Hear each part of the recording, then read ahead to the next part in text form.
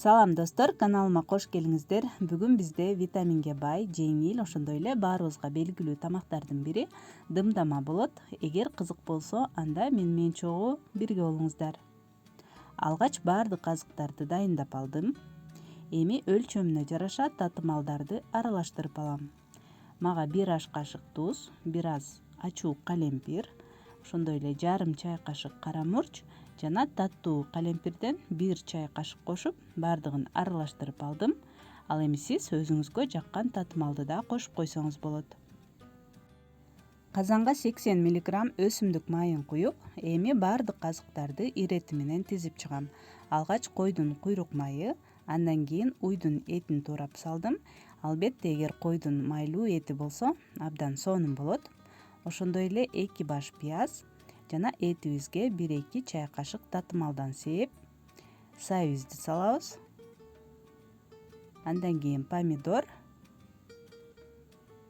жана таттуу кызыл калемпирлерди салдым. Үстүнө картошкаларды. Сарымсакты бүкүл эле салдым. Кааласаңыз туурап салсаңыз болот. Жана картошкабызга да татымалдардан сээп коебуз.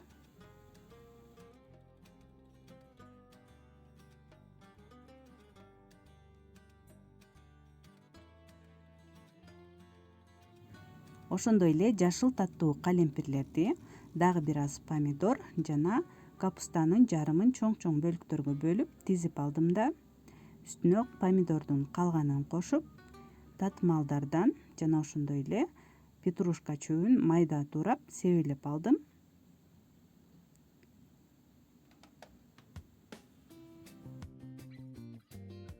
Ошондой эле райхан чөбүнөн да кошуп койсоңуз болот. Ал эми капустанын калганын чоң-чоң бөлүктөргө бөлүп, казандын бетине тизип, калган татымалды себелеп чыгабыз да.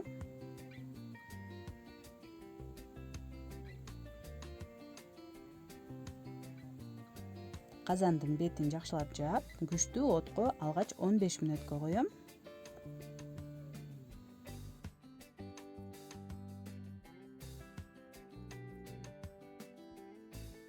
Он 15 мүнөттөн кийин отту акырындатып 1,5–2 саатка демдеп коем, бетин жакшылап жаап.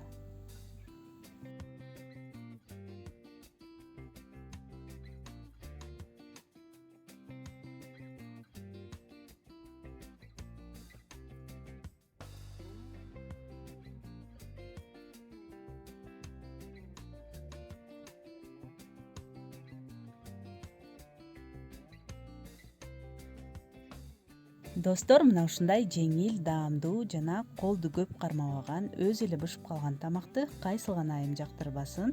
Эгер сизге да жакса, анда сөзсүз түрдө лайк басканды унутпаңыз.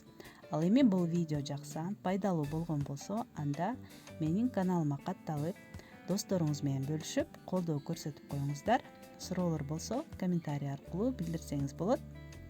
Көргөнүңүздөр үчүн чоң рахмат. Кийинки видеолордон көрүшкөнчө саламатта калыңыздар.